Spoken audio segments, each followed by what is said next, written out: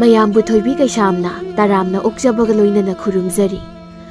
ꯉꯁꯤꯁꯨ ꯃꯍꯧꯁꯥꯒꯨꯝ ꯃꯌꯥꯝꯒꯤꯗꯃꯛꯇ ꯌꯥꯝꯅ ꯅꯨꯡꯉꯥꯏꯔꯕ ꯐꯨꯡꯒꯥ ꯋꯥꯔꯤ ꯑꯃ ꯄꯨꯗꯨꯅ ꯂꯥꯛꯆꯔꯤ꯫ ꯍꯧꯖꯤꯛ ꯃꯌꯥꯝ ꯄꯨꯟꯅ ꯋꯥꯔꯤ ꯑꯁꯤ ꯇꯥꯃꯤꯟꯅꯔꯁꯤ꯫ ꯊꯥꯏꯅ ꯃꯇꯝꯗꯒꯤ ꯂꯩꯔꯛꯂꯕ ꯑꯆꯧꯕꯁꯤꯡ ꯑꯁꯤꯒꯤ ꯃꯅꯨꯡꯗ ꯎꯖꯥꯎ ꯑꯃꯈꯛ ꯍꯧꯔꯝꯃꯤ꯫ ꯆꯨꯝꯅ ꯌꯦꯡꯕꯒꯤ ꯃꯤꯠꯌꯦꯡꯗ ꯏꯆꯝ ꯆꯝꯕ ꯎꯖꯥꯎ ꯑꯃ ꯑꯣꯏꯅ ꯎꯖꯕ ꯇꯥꯔꯕꯁꯨ ꯎꯖꯥꯎ ꯑꯁꯤꯗꯤ ꯃꯤꯕꯨ ꯆꯥꯕ ꯎ ꯑꯃ ꯑꯣꯏꯔꯝꯃꯤ꯫ ꯃꯁꯤꯒꯤ ꯑꯔꯣꯟꯕ ꯋꯥꯐꯝ ꯑꯁꯤꯃꯗꯤ ꯇꯥꯏꯕꯪ ꯃꯤ ꯀꯅꯥꯝꯇꯅꯁꯨ ꯈꯪꯂꯝꯗꯦ꯫ ꯑꯗꯨꯅ ꯁꯥꯗꯥꯟꯕ ꯎ ꯌꯥꯟꯕ ꯃꯤꯑꯣꯏꯁꯤꯡꯅ ꯃꯐꯝ ꯑꯁꯤꯗ ꯏꯇꯠ ꯇꯠꯇꯅ ꯆꯪꯅꯔꯝꯃꯤ꯫ ꯑꯍꯤꯡꯒꯤ ꯃꯇꯝꯅꯤ꯫ ꯆꯤꯡꯅꯨꯡ ꯑꯁꯤꯗ ꯍꯧꯔꯤꯕ ꯑꯋꯥꯡꯕ ꯎꯖꯥꯎ ꯑꯁꯤ ꯅꯨꯡꯁꯤꯠꯁꯨ ꯁꯤꯠꯇꯅ ꯃꯊꯟꯇ ꯍꯥꯏꯅ ꯍꯨꯝꯅ ꯂꯦꯡꯂꯛꯂꯝꯃꯤ꯫ ꯃꯁꯥ ꯃꯔꯦꯡ ꯐꯜꯂꯤꯕꯁꯤꯡ ꯑꯗꯨ ꯐꯦꯔꯦ ꯐꯦꯔꯦ ꯅꯣꯝꯂꯕ ꯇꯨꯡꯗ ꯎ ꯑꯗꯨ ꯃꯁꯛ ꯃꯇꯧ ꯌꯥꯝꯅ ꯐꯖꯕꯤ ꯅꯨꯄꯤ ꯑꯃ ꯑꯣꯟꯊꯣꯔꯛꯂꯝꯃꯤ꯫ ꯎ ꯑꯗꯨꯅ ꯍꯧꯔꯤꯕ ꯃꯐꯝ ꯑꯗꯨꯗꯒꯤ ꯃꯆꯤ ꯑꯃꯇ ꯂꯦꯡꯕꯗꯤ ꯉꯝꯂꯝꯗꯦ꯫ ꯃꯤ ꯑꯣꯜꯂꯕ ꯃꯍꯥꯛꯅ ꯑꯀꯣꯏꯕꯗꯨꯗ ꯀꯣꯌꯦꯡ ꯌꯦꯡꯉꯤ꯫ ꯃꯍꯥꯛꯅ ꯑꯃꯨꯛꯁꯨ ꯈꯜꯂꯤ, ꯃꯐꯝ ꯑꯁꯤꯗ ꯇꯥꯏꯕꯪ ꯃꯤꯅ ꯂꯥꯛꯈꯤꯗꯕꯁꯦ ꯊꯥꯕꯨꯝ ꯑꯃꯗꯤ ꯍꯦꯜꯂꯤꯁꯦ꯫ ꯇꯥꯏꯕꯪ ꯃꯤ ꯆꯥꯗꯕꯁꯨ ꯁꯨꯝ ꯀꯨꯏꯁꯤꯜꯂꯛꯂꯦ꯫ ꯎꯖꯥꯎ ꯑꯣꯟꯕ ꯉꯝꯕ ꯅꯨꯄꯤ ꯑꯁꯤꯅ ꯑꯍꯤꯡꯒꯤ ꯃꯇꯝꯗ ꯍꯦꯛ ꯍꯦꯛ ꯇꯥꯏꯕꯪ ꯃꯤꯒꯤ ꯁꯛꯇꯝꯗ ꯑꯣꯟꯗꯨꯅ ꯂꯩ꯫ ꯑꯗꯨꯕꯨ ꯃꯈꯣꯡ ꯑꯗꯨ ꯊꯥꯡꯗꯣꯛꯇꯨꯅ ꯃꯆꯤ ꯑꯃꯇ ꯆꯠꯄꯗꯤ ꯉꯝꯂꯝꯗꯦ꯫ ꯃꯍꯥꯛꯅ ꯑꯗꯨꯝꯅ ꯃꯤ ꯑꯣꯟꯕꯗꯨꯗ ꯃꯍꯥꯛꯀꯤ ꯃꯅꯥꯛꯇ ꯍꯧꯗꯨꯅ ꯂꯩꯔꯤꯕ ꯑꯇꯣꯞꯄ ꯎꯁꯤꯡ ꯑꯗꯨꯗꯤ ꯉꯛꯅꯔꯝꯃꯤ꯫ ꯎ ꯄꯥꯝꯕꯤ ꯑꯃꯅ ꯍꯥꯏꯔꯛꯏ, ꯏꯇꯥ, ꯃꯁꯤꯒꯤ ꯎꯖꯥꯎ ꯑꯁꯤꯗꯤ ꯀꯔꯝ ꯇꯧꯔꯤꯕꯖꯥꯠꯅꯣ? ꯑꯌꯨꯛ ꯅꯨꯡꯊꯤꯜꯗꯅ ꯆꯨꯝꯅꯒꯤ ꯎ ꯑꯣꯟꯗꯨꯅ ꯂꯩꯔꯒ ꯑꯍꯤꯡꯒꯤ ꯃꯇꯝꯗꯅ ꯍꯦꯛ ꯍꯦꯛ ꯇꯥꯏꯕꯪ ꯃꯤꯒꯤ ꯁꯛꯇꯝꯗ ꯑꯣꯜꯂꯤꯕꯁꯤꯕꯣ? ꯎ ꯑꯃꯅ ꯑꯃꯨꯛ ꯈꯨꯝꯃꯤ, ꯑꯩꯁꯨ ꯈꯪꯗꯦ꯫ ꯃꯁꯛ ꯑꯁꯤꯁꯨ ꯌꯥꯝꯅ ꯐꯖꯩ, ꯑꯗꯨꯒ ꯃꯍꯥꯛꯅ ꯑꯣꯜꯂꯤꯕ ꯎ ꯑꯁꯤꯁꯨ ꯑꯩꯈꯣꯏꯗꯒꯤ ꯍꯦꯟꯅ ꯋꯥꯡꯉꯤ꯫ ꯃꯇꯧ ꯀꯔꯝꯅ ꯑꯣꯜꯂꯤꯕꯅꯣ ꯍꯥꯏꯕꯗꯣ ꯍꯦꯛꯇ ꯆꯪꯁꯤꯜꯂꯒ ꯍꯪꯁꯤꯔꯣ? ꯉꯥꯏꯈꯣꯗ, ꯃꯍꯥꯛꯀꯤ ꯃꯅꯥꯛꯇ ꯆꯪꯁꯤꯟꯕ ꯑꯩꯗꯤ ꯀꯤꯖꯩ꯫ ꯀꯔꯤꯒꯤ ꯀꯤꯔꯤꯕ ꯅꯪꯗꯤ? ꯃꯍꯥꯛꯇꯤ ꯇꯥꯏꯕꯪ ꯃꯤꯕꯨ ꯐꯥꯗꯨꯅ ꯆꯥꯏ꯫ ꯎꯃꯪ ꯑꯁꯤꯗ ꯁꯥꯗꯥꯟꯕ ꯂꯥꯛꯄ, ꯎ ꯌꯥꯟꯕ ꯂꯥꯛꯄ ꯃꯤꯑꯣꯏꯁꯤꯡꯕꯨ ꯃꯍꯥꯛꯅ ꯊꯦꯝ ꯊꯦꯝꯗꯨꯅ ꯃꯍꯥꯛꯀꯤ ꯃꯅꯥꯛꯇ ꯀꯧꯁꯤꯜꯂꯤ, ꯑꯗꯨꯒ ꯍꯦꯛꯇ ꯐꯥꯏ꯫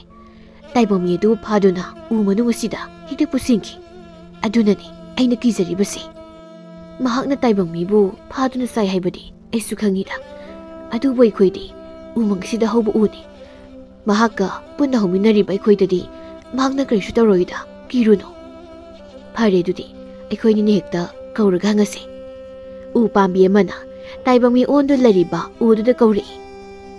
ꯍꯣꯏ ꯏꯇꯥ, ꯇꯥꯏꯕꯪ ꯃꯤ ꯑꯣꯟꯕ ꯉꯝꯕ ꯏꯇꯥ, ꯑꯩꯈꯣꯏꯅ ꯀꯧꯔꯤꯕꯁꯦ ꯅꯪꯕꯨ ꯇꯥꯔꯤꯕ꯭ꯔꯣ?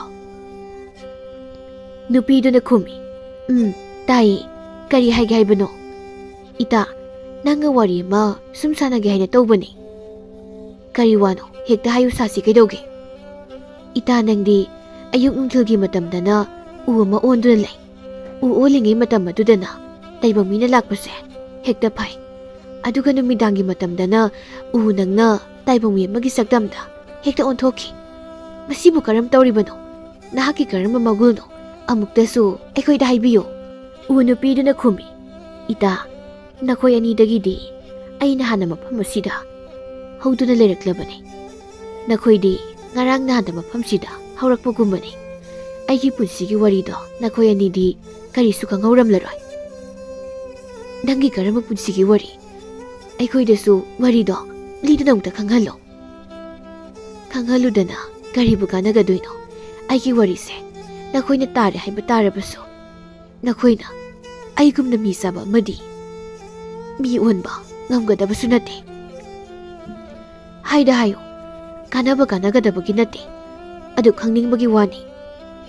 ꯎ ꯅꯨꯄꯤ ꯑꯁꯤꯅ ꯃꯍꯥꯛꯀꯤ ꯄꯨꯟꯁꯤꯒꯤ ꯋꯥꯔꯤ ꯑꯗꯨꯕꯨ ꯂꯤꯒꯦ ꯍꯥꯏꯅ ꯇꯧꯔꯛꯄ ꯇꯥꯟꯖꯥ ꯑꯁꯤꯗ ꯃꯈꯣꯏꯅ ꯂꯩꯔꯤꯕ ꯃꯐꯝ ꯑꯗꯨꯗꯒꯤ ꯈꯔ ꯆꯠꯂꯒ ꯃꯩꯈꯨ ꯀꯥꯔꯛꯂꯤꯕꯗꯨ ꯃꯈꯣꯏꯅ ꯎꯔꯛꯂꯝꯃꯤ꯫ ꯎ ꯑꯃꯅ ꯍꯥꯏꯔꯛꯏ, ꯃꯩꯈꯨ ꯃꯅꯝ ꯅꯝꯃꯤ꯫ ꯃꯐꯝ ꯑꯁ꯭ꯋꯥꯏꯗ ꯇꯥꯏꯕꯪ ꯃꯤ ꯁꯣꯏꯗꯅ ꯂꯩꯔꯝꯒꯅꯤ꯫ ꯃꯇꯝ ꯑꯁꯤꯗꯤ ꯑꯍꯤꯡ ꯈꯔ ꯍꯦꯟꯕꯗ ꯉꯥꯏꯔꯤ꯫ ꯇꯥꯏꯕꯪ ꯃꯤ ꯑꯣꯏꯔꯝꯂꯣꯏꯗ, ꯂꯥꯃꯩ ꯆꯥꯛꯂꯤꯕ ꯖꯥꯠꯂꯥ? ꯂꯥꯃꯩ ꯆꯥꯛꯄ ꯅꯠꯇꯦ, ꯇꯥꯏꯕꯪ ꯃꯤꯅ ꯃꯩ ꯍꯧꯕꯅꯤ꯫ ꯎꯔꯕ꯭ꯔꯥ? ꯇꯨ, ꯃꯩꯈꯨ ꯀꯥꯔꯤꯕꯁꯦ, ꯃꯄꯩ ꯑꯣꯏꯅ ꯀꯥꯔꯤꯕꯁꯦ꯫ ꯎ ꯅꯨꯄꯤ ꯑꯗꯨꯅ ꯑꯃꯨꯛ ꯍꯥꯏꯔꯛꯏ, ꯇꯥꯏꯕꯪ ꯃꯤꯁꯤꯡꯅꯅꯤ ꯃꯩ ꯊꯥꯔꯤꯕꯁꯦ꯫ ꯃꯈꯣꯏꯒꯤꯁꯦ ꯃꯐꯝ ꯑꯁꯤꯗ ꯑꯍꯤꯡ ꯌꯥꯏꯔꯛꯄ ꯃꯥꯜꯂꯤ꯫ ꯅꯣꯡꯉꯥꯜꯂꯝꯗꯥꯏ ꯃꯇꯝ ꯌꯧꯔꯛꯄꯁꯤꯗ ꯍꯧꯒꯠꯇꯨꯅ ꯃꯩ ꯍꯧꯗꯨꯅ ꯇꯤꯛꯄꯅꯤ꯫ ꯑꯣ, ꯑꯩꯗꯤ ꯄꯥꯈꯠꯂꯨꯔꯦꯗꯅ꯫ ꯃꯈꯣꯏꯅ ꯃꯩ ꯍꯧꯗꯨꯅ ꯇꯤꯛꯂꯒ ꯅꯪꯅ ꯀꯔꯤꯒꯤ ꯄꯥꯈꯠꯄꯤꯔꯤꯕ? ꯑꯩꯗꯤ lamai saklaboi khaluri karigumba chingjaw asida lamai saklaklabadi siliba nungsit asina humduna sandorakadoribani lamai sakpaduna sandoraklabadi mafam sidasu yarakpa yai aidi mayase yamna kizai adugini hoi nangna haibu wafamdubudi sumi aikhoi ikhong ikhut panbasu nate karigumba lamai saklakpa toklabadi chenbasu ngamda aikhoi isa ase adumak maina saktuna mangadoribani unupiduna khumlai nakhoi ani tumina leinaro ada maititun leriba taiba miyoiba singase mafam somna lakadaw male aduna tumina leiro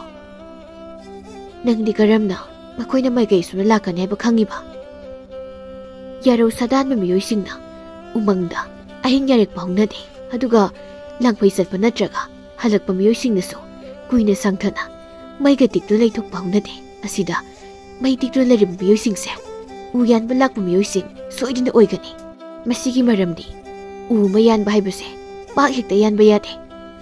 jingnung ase neiduna karamba une hena pharibano haibado kupna muna yenglaba tungda yanga doribani maduda numit kharani di adumuk sanga doribani o ekoi su khanglai phare wari sanarenge sida matam sisu nongai khidore ekoi su tumina leirasi mana ho ita unupi nangi punsigi wari do tab nang hawdre ngasidi nongma muk soidan liu ko soidan ligani uani du tumina hawdu leikre mi onba ngamba unupi aduna khali aigi masa mareng amadi ai awang base hingat halage aduga ada leiriba uyan balak miyoi singse asida uhallage aibu ubada makoina yalhaning ba phawhallage makoina aigi nakta lakpada amamtang oina makoibu phatuna manung asida pusilage nupi adu uzaw amamu onthokirami mahaki wangba adusu phanayam hengat khirami masa mareng adusu hena phandoklami asobu ama oiduna mapam aduda haudu leikhirami somdana maitiktuna leiriba mapam adudani makhoi marina mai hauduni tikli nupa amana haire nungthilgi matamdadi yamna sai aduga ayuk numidang sidana yamna ingi ising nungsiki phibamse karino matawre adubudi tawphum thokpa tabani asaba leibagi ayingba leibani mahusagi ritu khongchata ayingasa amam angan haina leibasini nupa amana mashi pumnamakse nate aikhoi taibam yoibase aikhoi sana phattaba thabak ama tawraga mingon oina hekta taisinbasi tawi masi yamna phattabo khalamani aikhoi na uyanduna asobu singsang kayadagi kakthallibase masing kaya yamlamgani aikhoi gi sinphamni masina aikhoi gi punsibu hinghalibani haiduna asaw bu usingbu aikhoi na kaktuna aikhoi na sel tali adubi tawse aikhoi na ngasi phausidadi aikhoi gi ikhut asina upambi ama phawdi thakitri aikhoi gumna lairaba uyanduna sentanba atay to miyoi kyam su leramgani makhoi singnasu asigum thawong ase lepa leitana sumak satharakli aduga aikhoi na sathari aina haininglibadi usingse yanbadi asum yanthatba aduga pambidi amatang phawba thadaba asina sum tawrabadi asing munusiti kadaidagi phanglakani adunani ayinga sagi khenaba kaya laklibase nupa amanasu asumna mateng pangsilei itawna haibiribo phamado asumani aikhoi na usingse aikhoi gi lanai gi damak numit khudingi yali aikhoi gum miyoi kaya nasu numit khudingi yanthali uwana marang kaina horamba singjaw kaya mangasidi tapna maru koklaklai pumnamak asina ayinga sagi khalbu kaihalli nong sugada matamdana nong suje karigum suragana lepa leitana kana hekta suri nong subu matamda nonggi ising adubu ugi marana phajinu thamgadabado aikhoi na using adudi loini yanthatlabadina ura matana ising phajinba ngamtre mashina maram oiraga lebak ningkhaiba toina ising chawbase thoklibani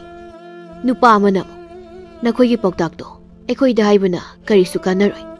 nakhoi na haribudo loina sumi haiba khangi adubu aikhoi ni hinglibasidi chinjaki damakni nakhoi aikhoi di laiba masani लाइरबा मसा अखोइना उमंग वामंग असिबु नुक्सी हाइदुना चरा हेंदुना लेरसे eyebrow चिंगदा हौरिबा अचौबु उसिंग असि यान यादुना अखोइना मसी मिंगोंदा योंदुना मदुदगी फंगलक्पा cell खरदुना अखोइगी युमदा लेहौरिबा इतु इसासिंग अदुबु थाक्लिबु नत्रो वाफम असिगी मतंगदा नखोइना अखोइना नैनरगा करिसु कानारोइदा नोंसु ngalakle अखोइ उथिबा सनबु तौरसि मखोइ मरिदु मपत मसै सिंदु यानसिनदुना अमु हौगतुना चिंजाव मथक लोमदा अमु काबा हौरक्लमे अमन हाइरei अचौबु उदो हौबु ब्रियंको अमन अमु अखोइना ngasi यानगनि हाइना लाक्लिबु उसे हि अचौबु सानबु उनि अदुना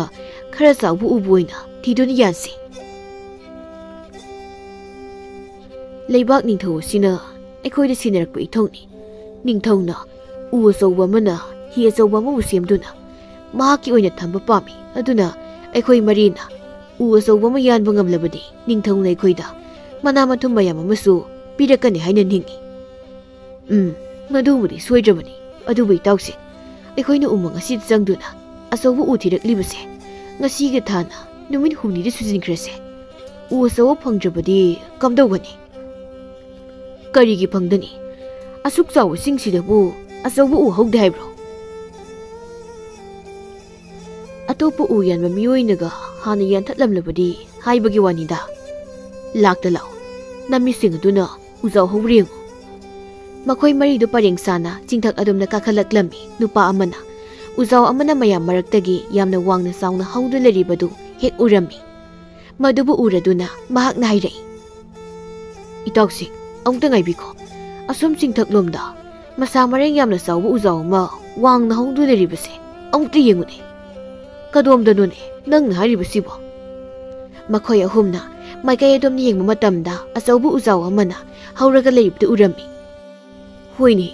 uuse phana sawu malibo manaktaga changsina yenglubadi hena sa sawrungani asigi manaktamna aiko hekta chalasi atopa lambi dai dok ludrabasu asigi use masi oin hekta yalasi asumna haina duna makhoi maridu asawbu uduna horiba mafam adu tamna chatlami asum lakpana uzaw aduna horiba mafam do yoraklami nupa aman hairei phana sawri he usidi sorry bu phusana masigi usina hi anidi lempa na sabdi yarni nati taw masigi usibu masigi numita ekhoi marina tumna bayan bu ngamgadoribrane khangdi ngamna bu hona bataridana aidi angam singase thuna kakhalakpagi hakjang asiamnu ware surma pisole ngakta pothakhige hoise ekhoi su ngak famduna karam tawsi gaibudo khanasi makhoi mari du phamthai amana wa hairei yangada bu usidi mangda lere masi oina soidan yalagani adubai taw aikoina yangadari bu usina lebak ningthogi hi asoguba sagadori banina uma yanbagi hunabi haile hana kase haibra kari wanuda umang asida kadaidagi haileino karigi u yanbada haile kadori bano adumak hekta yaladabani Imai pem hoise parise hekta yalasi yanbagi mawngsidi kamdawsige aikhoi ani na hana nakana leptuna yalage maduga nakhoi ani na horen amu muhutsilo ngasigi numit asida uzaw sima tumna bayanda biyadabani itaw khoi yaksu pothare usi yan bhaurasi asi haiduna makhoi singda hawgatna rei makhoi ani yemana makuta sijang paiduna uzaw dugi manakta sangsenkri ani yemana phamdun lehori singjang paiba nupaduna hairei aina somna leplage nangna tomna lepo aina hana yan bhaurage nupaduna singjang adu bu thangatuna uzaw adugi makhong waida amurak sapukani yan sili singjang aduna ududa khajik sokpada ududagi I tholaklami madu ubada uyan bu nupadudi ngakpuna loirami mahak na hairei ito masigi usi masi ito ina ha ito eba kadai makhoi maridu udu de yengnai makhoi di udu na ithokpaduda ngakpa haibdu oinarami karambu unu masibo singjang na yanmuda ithokpa sibo sumna tawbudi mamangda khak thengna khitri Hoini tao, aisu amukta thengnakhidre. Aina sum khanbada masigi uzaw ase asamba u ama oiramgani ningde. Sawba sangba wangba sisu atai u sing asiga maga yengnabada masina yamna hele. Adudi karama makalgi uzaw oiramba yage masibo. Amana sat hairei. Ipa ipusina libiba phunga warigi matung inadi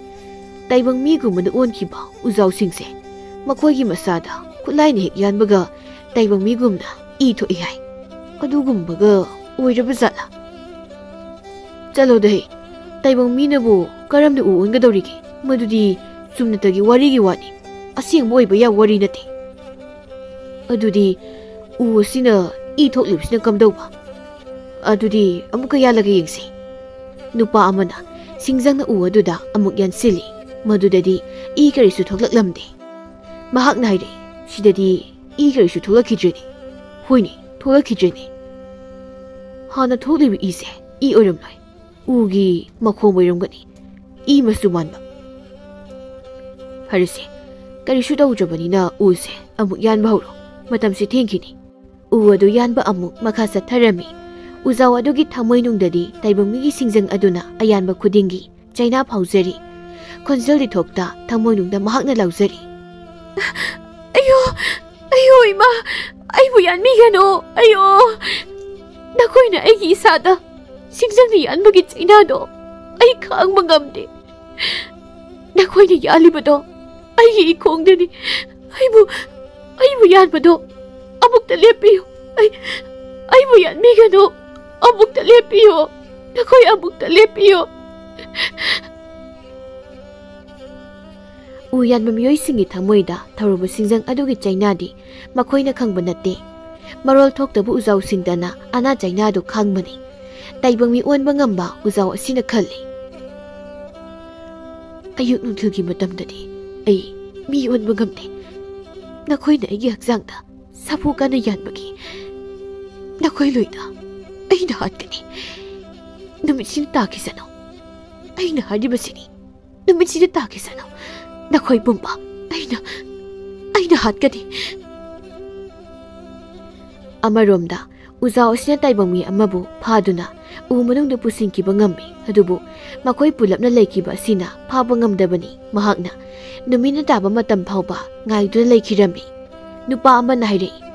itawone aikhoi ware nakoi mu husilaro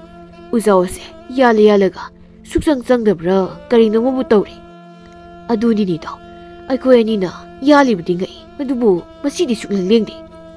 kadai singjang do aikhoi da biro aikhoi ani mu yange makoi amu onthok nei singjang paiba nupa amana hairei nakoi na ngasai da yalibuse si khaktaro phana kana da yalmani chang haibi yade nakoi ani na mu yalaga yengo. Nupa aniduna amu makha sathaduna yali adubu makoina phana yanba tarabasu ba hekta machi lengba ngamlamde. Sindok sinjin tawduna asum yalakpana numisu tasin khirami. Aikhoina ngasa ayuktagi u yalibde haidun tawribase saruk mari thokpagi amma phawu yanba phongamde numit asi tasinkre. Aduni ni to phana kana yanmani adubu ba hekta yadi masigi u ase jat amani ko. Mafam asida ahing yarekpa tareni do. Makhoi maridu magi khausingdagi sanaba khajik yaunaribadu puthoraklami aduga sarami amana hairei. Sanabase mashina loire amata yautre yumdagi purakpudo loina loikre. Nangda nateda aisuni tu amata yautre hayengna amu kari sagadoriba. Hera madugidi kaisu khaluranu aikhoina laribase umangni. Umang manung asida haira pai kai palamani kaino horongani madubu oin heklaga hekta sagadoribani. Chabaga lari tawkhoi aikhoina u simayanmada numit masingse phaniyamna changlaganibo numit supu mayanbasida asi khakda mayanba ngami. Mapu mayalakpadadi numit 7-9 di soden changani. Changningbu numit changjarasanu kaidoge masigi u simadi soden yalagani mahakumbana ngambari yengsi. Adubri taw uzaw se matam kuinagi mamangdagi harakpoirangani adunani yamna kalibasi. Phare ahing asimadi mafam asida yareklasi ama matengna natana mapai khak thokanu ko tumnaro ꯑꯩꯗꯤ ꯇꯥꯎ ꯎꯖꯥꯎꯁꯤꯗ ꯉꯥꯗꯨꯅ ꯑꯩ ꯍꯦꯛꯇ ꯇꯨꯝꯂꯒꯦ ꯇꯨꯝ ꯅꯪꯒꯤ ꯊꯣꯛꯄ ꯑꯃ ꯑꯩꯈꯣꯏꯗꯤ ꯃꯈꯥꯁꯤꯗ ꯑꯣꯏꯅ ꯇꯨꯝꯃꯒꯦ ꯃꯈꯣꯏ ꯑꯍꯨꯝ ꯑꯃꯅ ꯂꯩꯕꯥꯛ ꯃꯈꯥꯗ ꯇꯨꯝꯊꯈ꯭ꯔꯦ ꯑꯗꯨꯒ ꯑꯃꯅ ꯎꯖꯥꯎ ꯑꯗꯨꯗ ꯃꯅꯝ ꯉꯥꯗꯨꯅ ꯇꯨꯝꯊꯈ꯭ꯔꯦ ꯑꯍꯤꯡꯒꯤ ꯃꯇꯝꯅ ꯁꯨꯝ ꯊꯦꯡꯖꯤꯜꯂꯛꯂꯕꯗ ꯎꯖꯥꯎ ꯑꯗꯨꯒꯤ ꯃꯁꯥ ꯃꯔꯦꯡꯗꯨ ꯃꯊꯟꯇ ꯂꯦꯡꯕ ꯍꯧꯔꯛꯂꯝꯃꯤ ꯉꯥꯏꯍꯥꯛ ꯂꯦꯡꯂꯕ ꯇꯨꯡꯗ ꯎꯖꯥꯎ ꯑꯗꯨꯅ ꯈꯜꯂꯤ ꯑꯩꯕꯨ ꯅꯈꯣꯏꯅ ꯌꯥꯟꯕ ꯁꯥꯏ ꯑꯩꯕꯨ ꯌꯥꯟꯕꯗꯤ ꯇꯥꯏꯕꯪ ꯃꯤ ꯀꯅꯥꯝꯇꯅ ꯉꯝꯂꯣꯏ ꯑꯩꯕꯨ ꯌꯥꯟꯕꯒꯤꯗꯃꯛ ꯅꯈꯣꯏꯕꯨ ꯂꯣꯏꯅ ꯍꯥꯠꯀꯅꯤ ꯑꯩꯒꯤ ꯏꯁꯥꯁꯤꯗ ꯃꯅꯝ ꯉꯥꯗꯨꯅ ꯇꯨꯝꯂꯤꯕ ꯅꯪꯕꯨ ꯍꯥꯟꯅ ꯍꯦꯛꯇ ꯐꯥꯔꯒꯦ ꯑꯁꯤ ꯈꯟꯗꯨꯅ ꯎ ꯃꯅꯨꯡ ꯑꯗꯨꯗꯒꯤ ꯃꯈꯨꯠ ꯑꯅꯤ ꯊꯤꯟꯗꯣꯔꯛꯇꯨꯅ ꯇꯨꯝꯂꯤꯕ ꯅꯨꯄꯥ ꯑꯗꯨꯕꯨ ꯐꯥꯗꯨꯅ ꯎ ꯃꯅꯨꯡꯗ ꯄꯨꯁꯤꯟꯈꯤꯔꯝꯃꯤ ꯅꯨꯄꯥꯗꯨꯁꯨ ꯃꯅꯨꯡ ꯑꯗꯨꯗ ꯁꯣꯔ ꯍꯣꯟꯕ ꯉꯝꯗ꯭ꯔꯗꯨꯅ ꯃꯊꯟꯇ ꯁꯤꯖꯔꯝꯃꯤ ꯎ ꯅꯨꯄꯤꯗꯨꯅ ꯈꯪꯂꯕ꯭ꯔꯥ ꯑꯗꯨꯅꯤ ꯑꯩꯕꯨ ꯌꯥꯅꯕ ꯍꯣꯠꯅꯔꯛꯂꯕꯗꯤ ꯑꯃꯔꯣꯝꯗ ꯇꯥꯏꯕꯪ ꯃꯤ ꯆꯥꯗꯕꯁꯨ ꯀꯨꯏꯔꯦ ꯅꯈꯣꯏ ꯃꯔꯤꯃꯛ ꯂꯣꯏꯅ ꯆꯥꯔꯒꯗꯕꯅꯤ ꯑꯩꯍꯥꯛꯅ ꯎ ꯅꯨꯄꯤ ꯑꯗꯨ ꯍꯔꯥꯎꯗꯨꯅ ꯃꯁꯥ ꯃꯔꯦꯡ ꯑꯗꯨ ꯀꯣꯏꯍꯩ ꯍꯩꯔꯝꯃꯤ ꯃꯍꯥꯛꯅ ꯗꯨꯝꯅ ꯃꯁꯥ ꯍꯥꯏꯕꯗꯨꯗ ꯎꯅꯥ ꯈꯔ ꯀꯦꯜꯂꯛꯇꯨꯅ ꯂꯩꯃꯗ ꯇꯨꯝꯂꯤꯕ ꯅꯨꯄꯥ ꯑꯃꯒꯤ ꯃꯃꯥꯏꯗ ꯇꯥꯁꯤꯜꯂꯝꯃꯤ ꯅꯨꯄꯥ ꯑꯗꯨ ꯃꯤꯀꯞ ꯊꯣꯛꯂꯛꯏ ꯎꯃꯪ ꯋꯥꯃꯪꯗ ꯇꯨꯝꯕ ꯍꯥꯏꯕꯁꯤꯕꯨ ꯖꯨꯒꯣꯠ ꯆꯥꯕ ꯅꯠꯇꯦ ꯎꯅꯥ ꯋꯥꯅꯥ ꯃꯌꯥꯝ ꯑꯁꯤꯅ ꯇꯨꯝꯐꯝ ꯆꯥꯐꯝꯒ ꯈꯪꯗꯦ ꯃꯃꯥꯏ ꯑꯗꯨ ꯂꯩꯊꯣꯔꯛꯄꯗ ꯉꯁꯥꯏ ꯃꯇꯥꯎ ꯑꯃꯅ ꯎꯖꯥꯎ ꯑꯗꯨꯗ ꯃꯅꯝ ꯉꯥꯗꯨꯅ ꯇꯨꯝꯈꯤꯕꯗꯨ ꯂꯩꯔꯝꯗ꯭ꯔꯤꯕꯗꯨ ꯎꯔꯦ ꯏꯇꯥꯎꯗꯨꯗꯤ ꯃꯍꯥꯛ ꯍꯧꯒꯠꯂꯤ ꯑꯗꯨꯒ ꯎꯈꯥꯗ ꯇꯞꯅ ꯆꯪꯁꯤꯜꯂꯤ ꯃꯁꯤꯗ ꯇꯨꯝꯈꯤꯕꯗꯥꯏꯅꯦ ꯃꯥꯕꯨ ꯑꯗꯨꯒꯁꯨ ꯂꯩꯇꯦ ꯁꯤꯗꯁꯨ ꯂꯩꯇꯦ ꯀꯗꯣꯝꯗ ꯂꯩꯔꯤꯕꯖꯥꯠꯅꯣ ꯑꯗꯨꯝꯅ ꯈꯜꯂꯤꯉꯩ ꯑꯁꯤꯗ ꯎꯊꯛꯇꯒꯤ ꯎꯁꯥꯕ ꯐꯠ ꯍꯥꯏꯊꯔꯛꯂꯒ ꯃꯍꯥꯛꯄꯨ ꯀꯣꯠꯇꯨꯅ ꯊꯥꯡꯒꯠꯈꯤꯔꯝꯃꯤ ꯅꯨꯄꯥ ꯑꯗꯨ ꯃꯈꯣꯜ ꯊꯣꯛꯅ ꯀꯟꯅ ꯂꯥꯎꯏ ꯎ ꯅꯨꯄꯤ ꯑꯗꯨꯅ ꯅꯨꯄꯥ ꯑꯗꯨꯕꯨ ꯃꯍꯥꯛꯀꯤ ꯃꯁꯥ ꯑꯗꯨꯅ ꯐꯥꯗꯨꯅ ꯆꯥꯊꯣꯛꯂꯝꯃꯤ ꯍꯥꯎꯈ꯭ꯔꯦꯗ ꯑꯩꯗꯤ ꯏꯁꯥ ꯆꯥꯎꯕꯅꯤꯅ ꯃꯁꯤ ꯈꯛꯇꯅꯗꯤ ꯑꯣꯛꯇꯦ ꯂꯩꯔꯤꯕ ꯇꯥꯏꯕꯪ ꯃꯤ ꯑꯅꯤꯒꯁꯤꯁꯨ ꯆꯥꯊꯣꯛꯀꯦ ꯇꯨꯝꯂꯤꯕ ꯅꯨꯄꯥ ꯑꯃꯅ ꯀꯅꯥꯒꯨꯝꯕ ꯑꯃꯅ ꯂꯥꯎꯈꯤꯕꯒꯤ ꯈꯣꯟꯖꯦꯜ ꯑꯃ ꯇꯥꯔꯛꯂꯝꯃꯤ ꯑꯗꯨꯒ ꯃꯤꯀꯞ ꯊꯣꯛꯂꯛꯂꯝꯃꯤ ꯏꯇꯥꯎ ꯀꯅꯥꯅꯣ ꯑꯍꯤꯡꯁꯤꯗ ꯂꯥꯎꯈ꯭ꯔꯤꯕꯗꯨꯕꯣ ꯁꯤꯗꯁꯨ ꯇꯨꯝꯗꯦꯅꯦ ꯀꯗꯣꯝꯗꯅꯣ ꯃꯍꯥꯛꯅ ꯍꯧꯖꯤꯛ ꯂꯥꯎꯈ꯭ꯔꯤꯕꯗꯨꯕꯣ ꯃꯃꯤꯠ ꯅꯣꯏꯗꯨꯅ ꯍꯧꯒꯠꯂꯛꯏ ꯃꯄꯥꯜꯁꯨ ꯊꯣꯛꯅꯤꯡꯂꯗꯨꯅ ꯎꯖꯥꯎ ꯑꯗꯨꯒꯤ ꯃꯔꯨꯝꯗ ꯆꯪꯁꯤꯜꯂꯤ ꯑꯃꯨꯛꯁꯨ ꯈꯜꯂꯤ ꯃꯄꯥꯟ ꯊꯣꯛꯄꯗ ꯁꯥ ꯀꯩꯒ ꯊꯦꯡꯅꯔꯕꯖꯥꯠꯂ ꯍꯣꯏꯗ ꯃꯔꯥꯏꯅ ꯍꯟꯖꯔꯛꯁꯅꯤ ꯇꯥꯟꯖꯥꯁꯤꯗ ꯃꯍꯥꯛꯀꯤ ꯃꯁꯥꯗ ꯀꯅꯥꯒꯨꯝꯕ ꯑꯃꯅ ꯊꯦꯡꯂꯛꯂꯝꯃꯤ ꯃꯗꯨꯗ ꯃꯍꯥꯛꯇꯤ ꯈꯪꯄ꯭ꯔꯦꯛ ꯈꯪꯂꯝꯃꯤ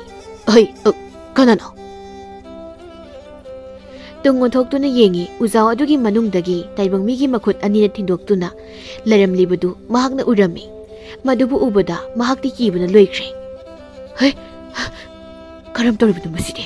ꯎ ꯑꯁꯤꯗꯤ ꯃꯈꯨꯠꯁꯨ ꯄꯥꯟꯕ ꯑꯣꯏꯔꯦ